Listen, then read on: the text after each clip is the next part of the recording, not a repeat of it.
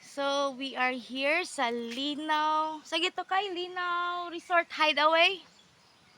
So, there you go. So, Manila swimming pool. Actually, guys, nice naman ang place. Very nature, comfortable. Nice ra. So, Manila swimming pool yan. Naaslay gamay nga swimming pool here. Then, naaslay mga cottages.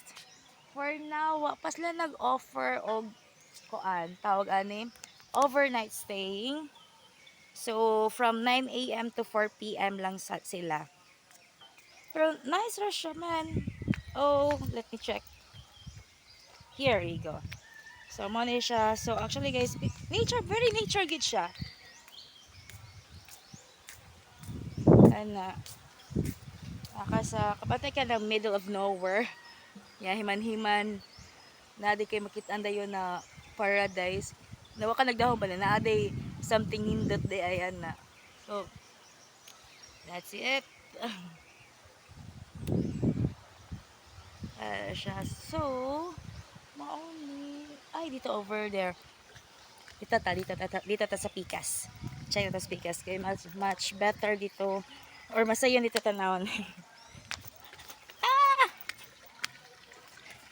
Okay. Actually, pila din ni katuig diri ya? Oh, like 5 years? No. Taon na din siya, guys. Which is, lately rin ako na-discover. This it? Kita ka? Ako tuon. Yeah, sure. Watch out ha. So, diri. Okay. Oh, na isa pa. Here, oh. Na. Isa pa.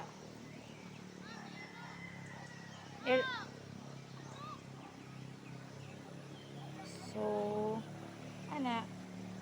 Kumana siya. Na. Ano ang view. Okay. Tapos, here. Nala siya ka sa forest. With my son. Nagwat ako sa kumbana and the rest of the people. So, kami lang sa doon nag-una. Good thing lang sa mong pag-book karon guys. Kay camera jud. So, mahog siya murag exclusive kunuhay na mo.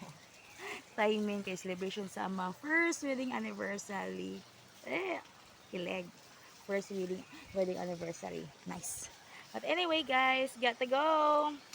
See you on the next vlog. Bye bye.